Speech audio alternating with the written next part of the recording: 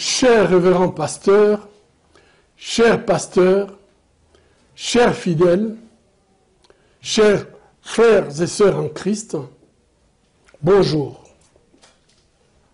Nous louons le Seigneur pour la grâce nous accorder ces jours où nous célébrons à Kinshasa le centenaire de l'église 8e CEPAC. J'avais souhaité vivement être de vôtres, mais comme vous le savez, dans quelques jours, le couple royal belge, le roi Philippe et la reine Mathilde, vont visiter votre hôpital de Panzi. Cet événement exceptionnel m'oblige de rester à Bukavu. Avant toute chose, qu'il me soit permis encore une fois de rendre hommage à ces vaillants missionnaires suédois qui ont donné leur vie en sacrifice pour le salut des âmes congolaises. Dieu a honoré leur sacrifice. 100 ans plus tard, leur œuvre a porté des fruits immenses. Aux côtés de ces braves missionnaires, Dieu a suscité de vaillants évangélistes, pasteurs et enseignants qui ont courageusement et sous la plénitude du Saint-Esprit élargi l'œuvre de Dieu. Ils sont nombreux pour les citer tous. Qu'il me soit permis de citer un seul, le patriarche, l'organisateur, un travailleur acharné, un visionnaire hors pair, le pasteur Ruigi Tandagora. Nous lui devons une sincère gratitude. Après 100 ans d'évangélisation de notre Église en République démocratique du Congo, pays profondément déchiré par toute forme de violence, il me semble utile de pouvoir nous poser certaines questions cruciales. Notre Église a-t-elle un rôle à jouer pour préserver la paix, la justice et le bien-être du peuple de Dieu, du peuple congolais? Chers frères et sœurs, le premier texte auquel je pensais, c'est celui de Jean, chapitre 17, versets 11 à 19. Vous êtes dans le monde, mais non du monde. Ce discours de Jésus paraît à première vue paradoxal. D'autre part, il évoque la réalité indéniable de notre présence dans ce monde, et d'autre part, dans un monde dit très éloquent, ce discours évoque quelle doit être l'attitude du chrétien dans le monde. Jésus veut nous dire que les chrétiens font partie prenante de l'aventure humaine. Nous ne sommes pas séparés du monde. Cela pose la question de façon où on peut, un peu plus clair, quel est le rôle de l'Église dans ce monde. Quand nous parlons du rôle prophétique de l'Église dans la société, la tendance est souvent de confondre ce rôle prophétique de l'Église avec la politique politicienne. Nous devons faire la part des choses. Nous devons prendre soin de distinguer entre la politique, au sens littéral, en tant qu'art du politicien que Kwame Nkrumah d'ailleurs qualifiait de l'art de mentir, incompatible avec la vie chrétienne, et la politique dans son sens plus large ou ethnologique, qui consiste à bien gérer la cité, comprenant ainsi tout ce qui relève des ordres moral, social, économique et de la justice sociale. Tout ceci qui permet la cité d'aller de l'avant. De par cette mise au point, il appelle ainsi que tous les chrétiens doivent s'engager dans cette vision large de la politique. Gérer la cité, rendre la cité ou la société un endroit agréable à vivre, où règne l'équité, la justice, le partage, l'amour du prochain. Le révérend pasteur, le pasteur et les fidèles doivent prendre une position qui pourrait être perçue comme explicitement politique, mais elle est prophétique, pour ne pas se trouver complice avec des structures de corruption, de fraude et d'injustice, d'inégalité, de maltraitance du peuple de Dieu.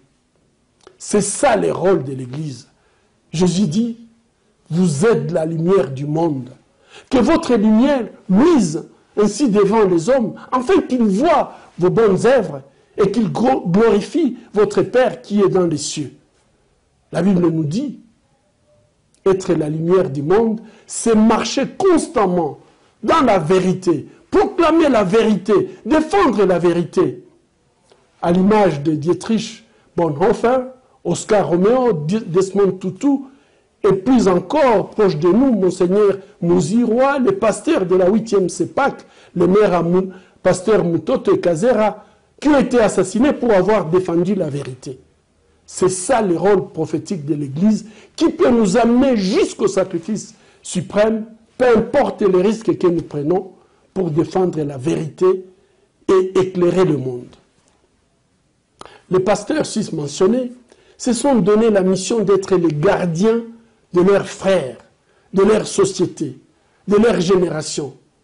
Contrairement, par exemple, à Caïn, dans le 4e chapitre de Genèse, où l'auteur nous présente un dialogue entre Dieu et Caïn. Nous connaissons bien ces passages et il ne sert pas, c'est pas important d'y revenir. Caïn vient de tuer Abel, son frère, et la voix s'est fait entendre. Qu'as-tu fait? La réponse immédiate de Caïn est celle-ci. Suis-je le gardien de mon frère? Cette réponse de Caïn mérite aussi d'être citée dans nos méditations, tant elle ressemble à cette autre posture contemporaine. On ne peut pas porter toute la misère du monde.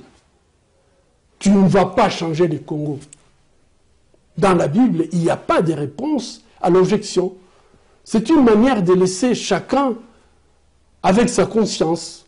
La question est posée, elle attend une réponse. Cette question de Caïn est toujours actuelle. Sommes-nous responsables de la personne qui vit à côté de nous? Du pauvre, du malade, des handicapés, bref, de l'injustice, de la misère, de ce qui se passe dans la société, où nous disons, peut-on porter toute la misère du monde? Peut-on changer le Congo? Dieu demande à Caïn, où est ton frère? La réponse est agressive. La colère semble encore bouillonner.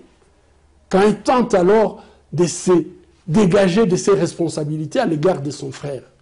Je ne sais pas, répond-il, suis-je le gardien de mon frère?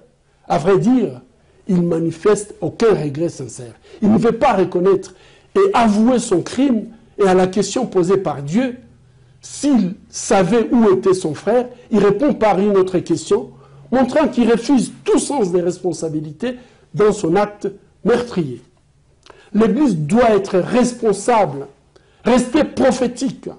Elle doit dénoncer l'injustice, la misère, la mauvaise gouvernance, la corruption.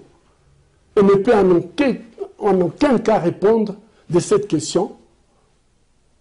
Suis-je responsable de cette situation? D'ailleurs, je ne suis pas politicien. Le sens holistique du salut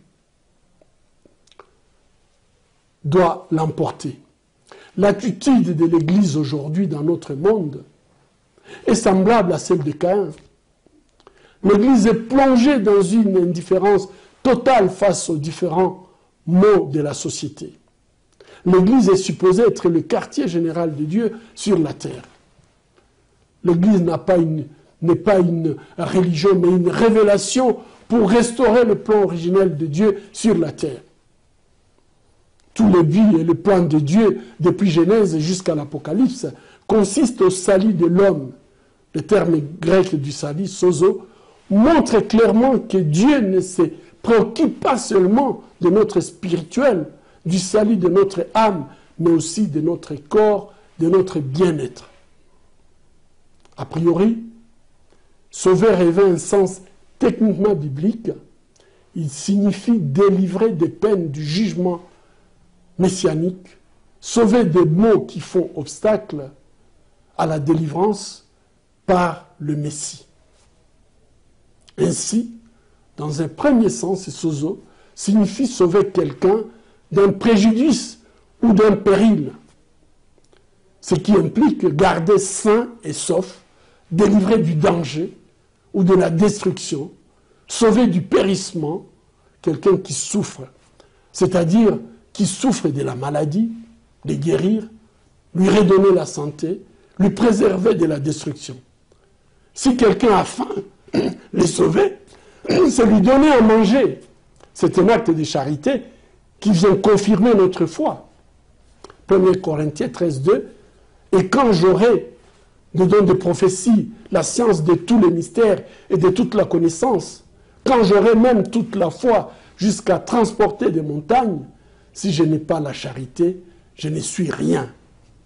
Le salut ne doit pas être seulement spirituel, il doit être holistique et doit s'intéresser à tous les compartiments de la vie des fidèles, y compris leur bien-être sociétal. L'Église ne peut donc rester indifférente aux différents maux qui rongent la société. Aujourd'hui, le christianisme est caractérisé par une mentalité extramondaine qui frise l'indifférence. L'homme qui cherche Dieu, la vérité ultime, abandonne la vie sociale et ses contraintes pour se consacrer essentiellement à son progrès spirituel et à sa destinée propre. L'individu en relation avec Dieu devient un étranger au monde. Parfois, il n'écoute même plus son pasteur.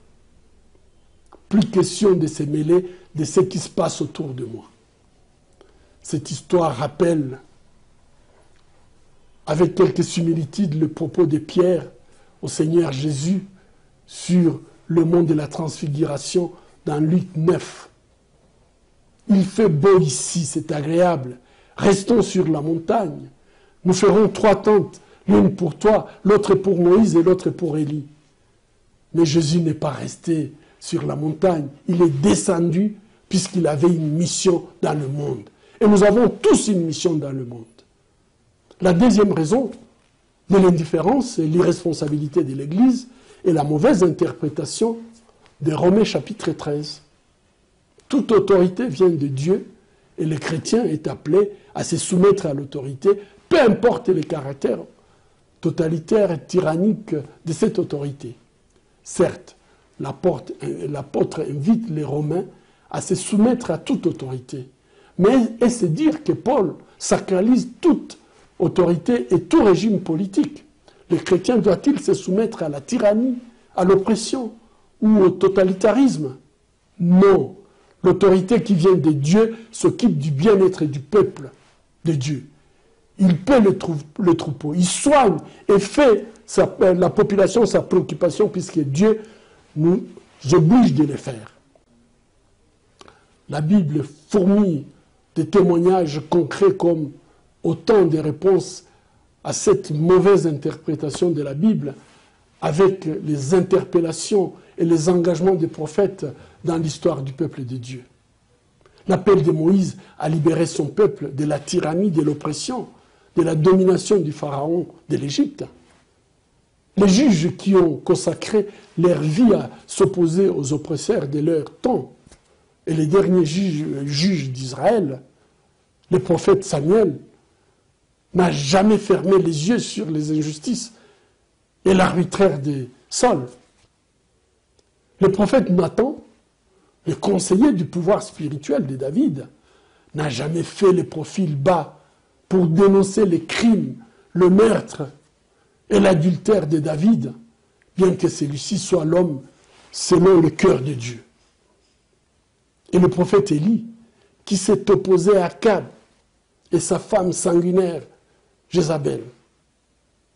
En parcourant les 12 petits prophètes, nous constatons que la plupart des prophéties étaient focalisées sur la dénonciation de l'injustice, de l'indifférence, des abus de toutes sortes sur le peuple de Dieu. Dans la Nouvelle Alliance, Jean-Baptiste a laissé sa vie en dénonçant le péché d'Hérode et Hérodias. D'autres me diront que la mission de l'Église s'est réduite à l'appel du salut. D'aucuns me citeront Luc 20, 25 qui dit « Rendez à Dieu ce qui est à Dieu et à César ce qui est à César ».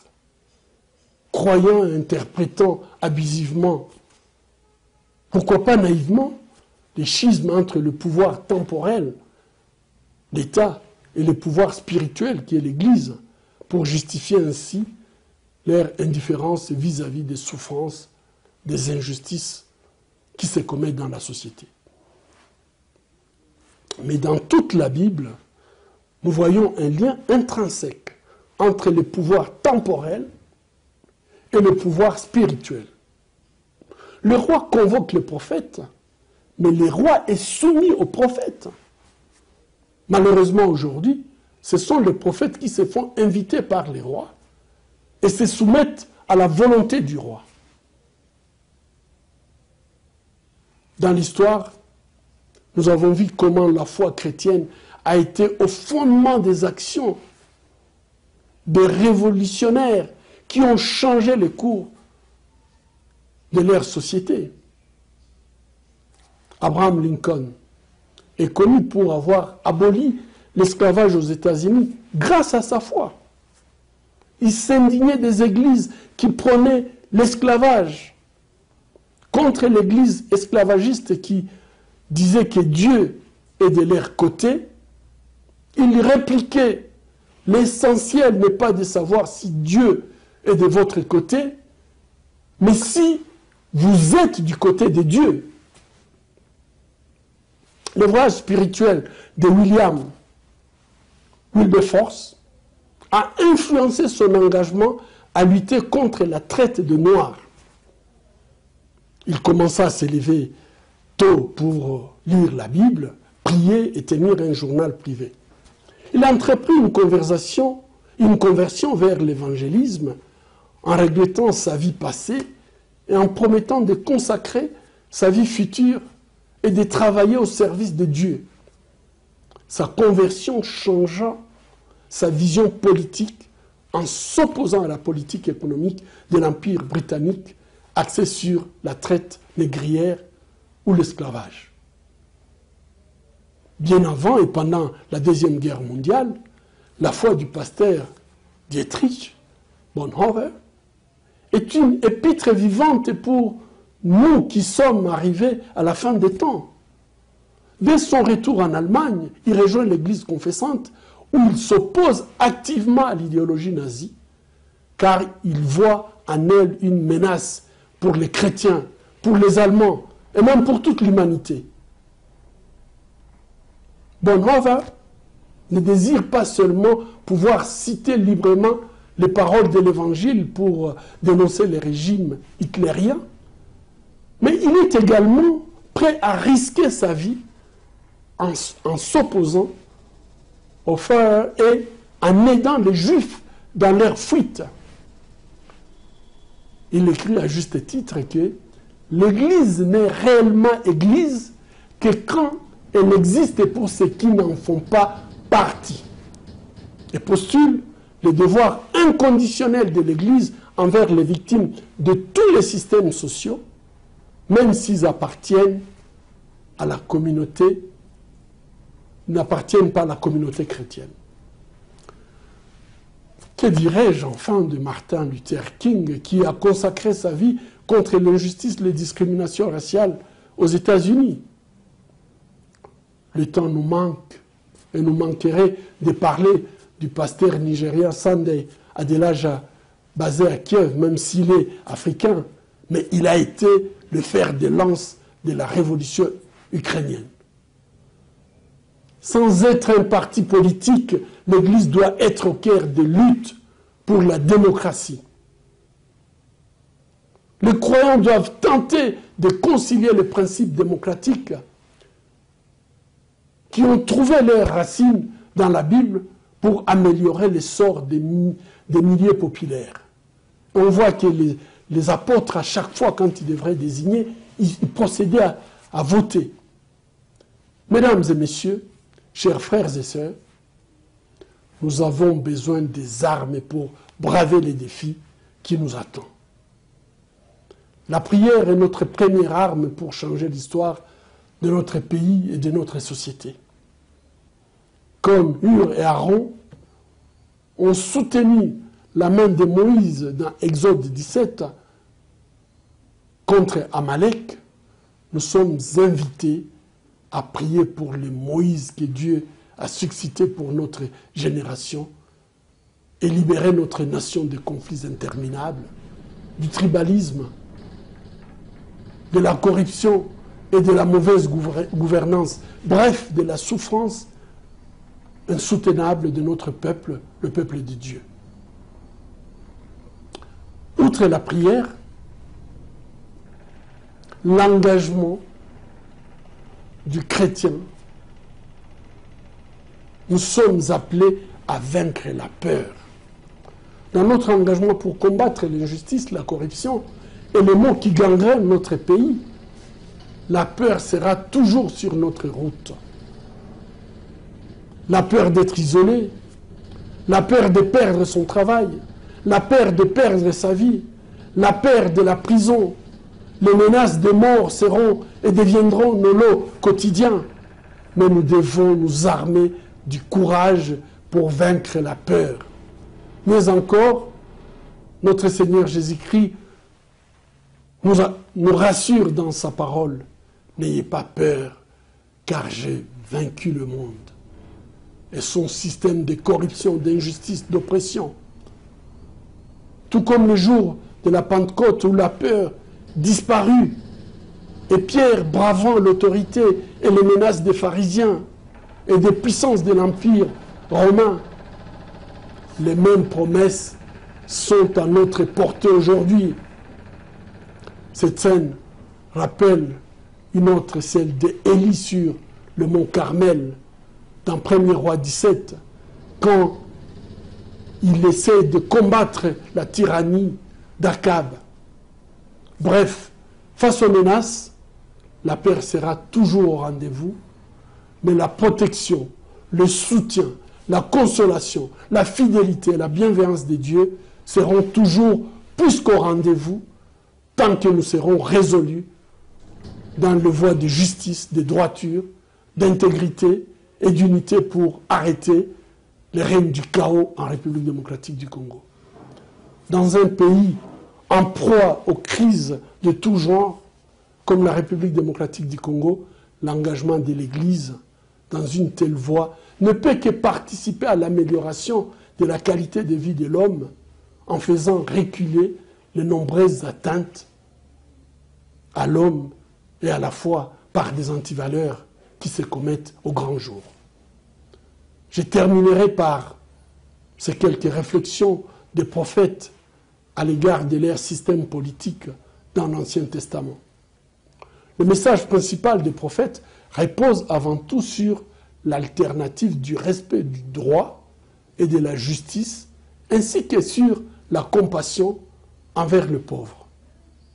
Amos, Michée, Ésaïe, Jérémie. Le prophète Amos dira d'ailleurs, ils n'ont pas le sens de l'action droite, ces entasseurs de violence et de rapines dans leur palais. Amos 3,10. Leur message, le message des prophètes se traduit également par une espérance indestructible en une paix qui mettra fin à toutes les violences. Martelant leurs épées, ils en feront des socs. De leurs lances, ils feront des serpes. On ne brandira plus l'épée nation contre nation et on n'apprendra plus à se battre, dira le prophète Ésaïe. Ces messages prophétiques figurent toujours en bonne place aux quartiers généraux des Nations Unies à New York. Mais à quand sa réalisation pour vaincre la logique infernale de la violence? Tel est le défi que l'Église en général et l'Église au Congo a particulièrement est appelée à pouvoir réaliser. Que Dieu vous bénisse.